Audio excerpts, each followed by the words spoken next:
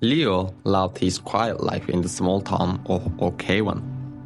Every day, after his online classes, he would escape into the world of books, finding comfort and adventure within their pages. He preferred old, dusty volumes to new ones, believing they had more stories than just the words printed on their paper. His small apartment was filled with stacks of novels, biographies, and history books, each one a gateway to a different time or place. He cherished the serenity of his reading nook, a quiet corner where he could lose himself for hours. One afternoon, while exploring a part of town he rarely visited, Leo stumbled upon a narrow, overgrown alleyway. Tucked away at its end, almost hidden by ivy and forgotten by time, stood a building he had never noticed before. It was an old bookstore, its wooden sign faded and its windows grimy. The paint on its walls was peeling, and the proof looked a little uneven. It appeared quite dilapidated, as if it had been closed for many years. Curiosity pulling him forward, Leo pushed open the heavy, creaking door. A tiny bell jingled softly, and the air inside was thick with the scent of old paper and dust. Bookshelves stretched from floor to ceiling, overflowing with forgotten treasures. Behind a tall counter, a small, elderly woman with bright, curious eyes looked up from a book. She wore a colorful, mismatched scarf and had a gentle smile. Her whole appearance suggested she was quite eccentric, but in a charming way. From that day on, Leo became a regular visitor.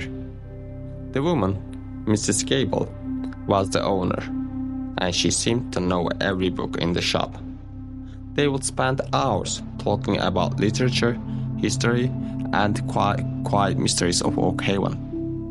Mrs. Gable shared stories of the town's past, and Leo told her about the books he was reading. A comfortable rapport grew between them, built on shared passions and mutual respect.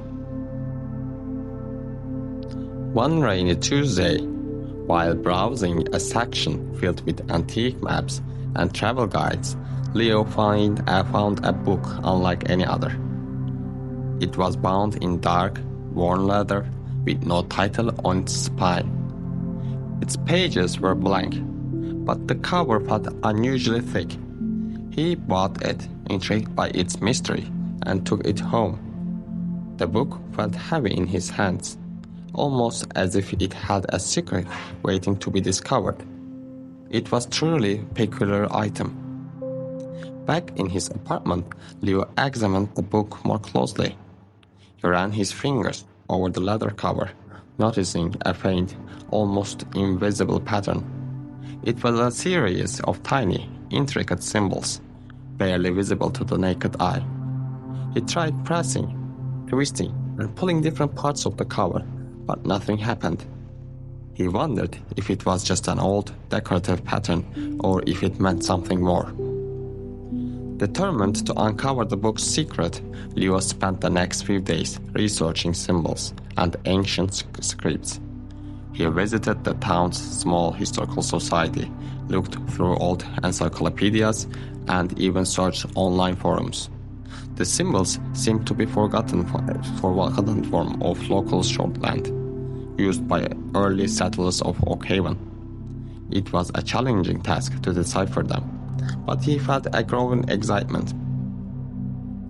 Finally, after many hours, Leo managed to translate a few of the symbols.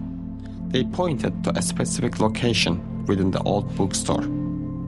Beneath the gaze of the forgotten scholar, he immediately knew what it meant. There was a large, dusty portrait of a stern-looking man hanging above a very obscure bookshelf in the back corner of Mrs. Gable's shop, a section rarely visited by customers. The next morning, Leo rushed to the bookstore. He found Mrs. Gable dusting shelves and, trying to act casual, made his way to the back corner. Beneath the portrait, he noticed a loose floorboard. He carefully lifted it, revealing a small, hidden compartment.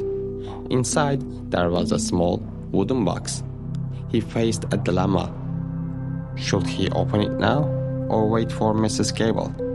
His heart pounded with excitement. He decided to wait.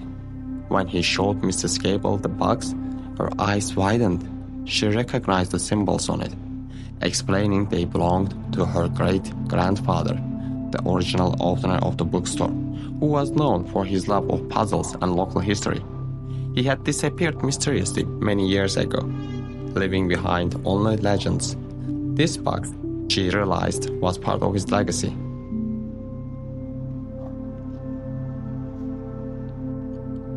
Together, they opened the box. Inside, they found a collection of old letters and a beautifully drawn map of Oak Haven, marked with several X's.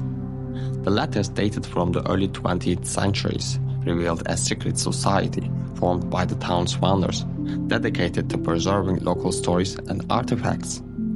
The map indicated hidden caches of historical documents throughout Oak Haven.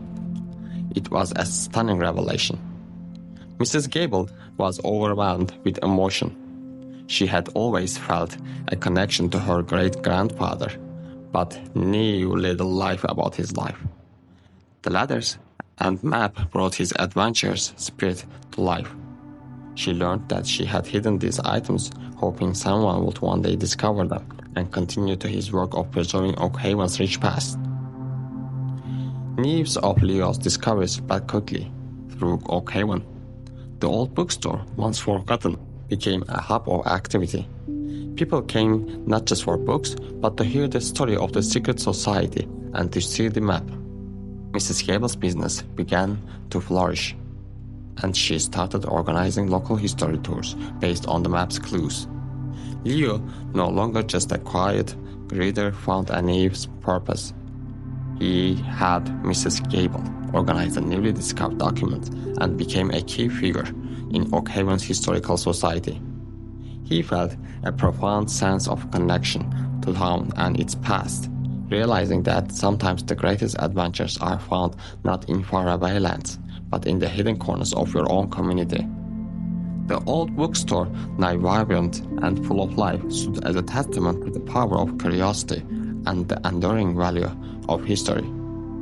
Leo continued his work, knowing that every discovery was a step further into the fascinating endeavor of uncovering Oak Haven's untold stories.